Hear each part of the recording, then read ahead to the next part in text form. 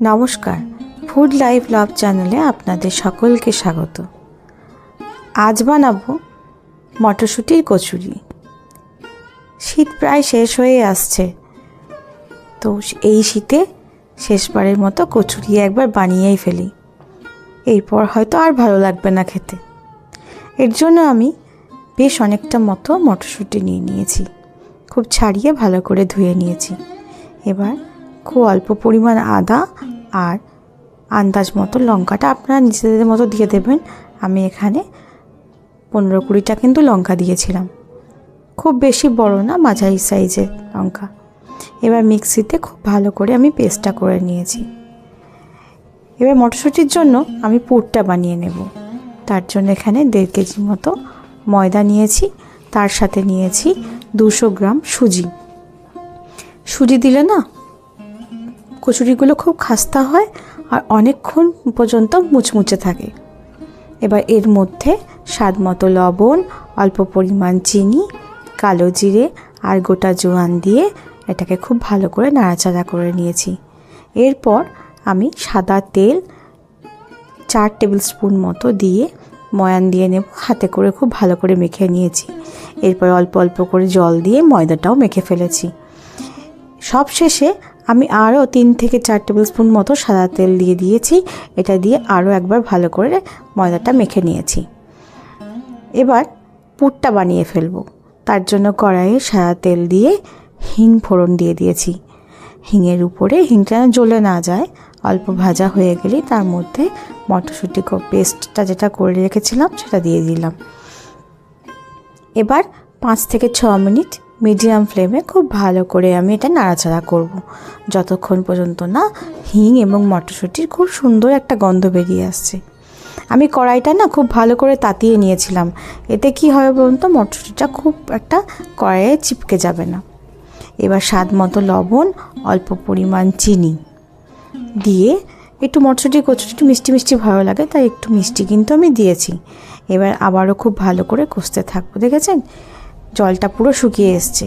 এই সময় আমি 2 থেকে 3 টেবিল স্পুন মতো ছাতু দিয়ে দিয়েছিলাম, যাতে ছাতুটা দিলে বাইন্ডিংটা খুব ভালো আসে, মাখো মাখো একটা ভাব হয়ে যায়। আমার পুর তো রেডি হয়ে গেছে। এবার কচুরিটা করার পালা। তার জন্য ময়দায় আমি লেচি কেটে নিয়েছি। লুচির থেকে একটু বড় সাইজ করবেন। কচুরি না ছোট ছোট খুব একটা ভালো লাগে না, একটু বড় সাইজই ভালো লাগে দেখতে, তবেই তো কচুরি মনে হবে। এবার ময়দাটাকে হাতে করে নিয়ে একটা দেখুন পাতলা পাতলা করে একটা বাটি মতো বানিয়ে নিয়েছি। এর ভেতরে আমি মটরশুঁটির পুরটা ভরে খুব ভালো করে মুখটা চিপে আটকে দেব। খুব ভালোভাবে চিপে দেবেন, না হলে মটরশুঁটিটা বেলার সময় ফেটে গেলে কিন্তু তেলে ভাজার সময় পুরো তেলে ছড়িয়ে যাবে। দেখছেন, ঠিক এরকমভাবে করবেন। আমি ময়দাটা না লুচি যেমন শক্ত করে মাখতে হয় তার থেকে কিন্তু একটু নরম করেই মেখেছি। এতে কি হয় বলুন, সুজিটা দেওয়া আছে, সেটা কিছুটা জলটা একটুখানি শোষ করে নেবে আর পুরটা ভরার সময় না খুব সুবিধা হয়। এরপর আমি এটা ভিজে ন্যাকড়া দিয়ে ঢাকা দিয়ে রেখে দিয়েছিলাম, তাতে ময়দাটা আরেকটু নরম হয়ে এসছে। এতে আমার পুর ভরতেও খুব সুবিধা হবে, পুর ভরে লেচি করতেও সুবিধা হবে। ঠিক আছে, ঠিক এরকম করে আমি সব লেচিগুলোকে বানিয়ে নিয়েছি। এবার তেল দিয়ে আমি বেলে নেব। তেল ছাড়া কিন্তু বেলবেন না, তেল ছাড়া বেললে কিন্তু পুরটা ফেটে যেতে পারে। আর খুব আলতো হাতে আলগা করে করে বেলবেন, খুব বেশি চাপ দিলে কিন্তু ফেটে যাবে এবং তেল ঢুকে গেলে না খুব বাজে লাগে লুচিগুলো খেতে, কচুরিগুলো খেতে। তো কচুরিগুলোর জন্য একটু সাবধানে খুব আলতো হাতে বেলবেন, ধীরে সুস্থে। এই বেলাটাই হচ্ছে জানেন তো এই কচুরির আসল জায়গা। মানে বেলার সময় ঠিক মতো বেলা না হলে না কচুরিটা ফুলতে চায় না। এইরকম করে সব কচুরিগুলো আমি বেলে নেব। বেলে নেওয়ার পর তেলটা আমি কিন্তু গরম হতে বসিয়ে দিয়েছি। এবার তেলটা গরম হয়ে এলে একটা একটা করে কচুরি খুব ভালো করে ভেজে নেব উল্টে পাল্টে।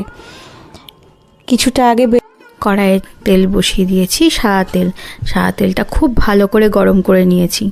এবার মিডিয়াম ফ্লেমে আমি একটা একটা করে কচুরিগুলো ভেজে নেব।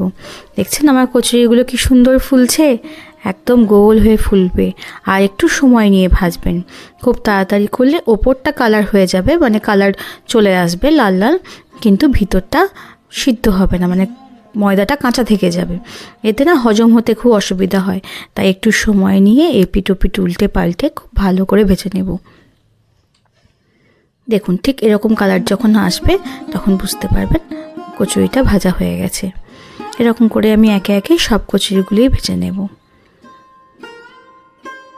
এইভাবে যদি স্টেপ বাই স্টেপ বানান তাহলে কিন্তু কচুরির স্বাদ খুব ভালো আসে। একবার কিন্তু অবশ্যই আপনারা বাড়িতে ট্রাই করে দেখবেন আর আমাকে কমেন্ট করে জানাবেন আপনাদের কচুরি কেমন হয়েছে। ভিডিওটা যদি আপনাদের ভালো লাগে অবশ্যই একটা লাইক করে দেবেন, শেয়ার এবং সাবস্ক্রাইব করতে কিন্তু ভুলবেন না। দেখছেন কত সুন্দর ফুলছে আমার কচুরিগুলো। আমার রিকোয়েস্টে অবশ্যই বাড়িতে একবার বানাবেন কিন্তু। সবাই খুব ভালো থাকবেন, সুস্থ থাকবেন, সকলকে ভালো রাখবেন। আর আপনাদের সরস্বতী পুজো কেমন কাটালো আমায় কমেন্ট করে অবশ্যই জানাবেন।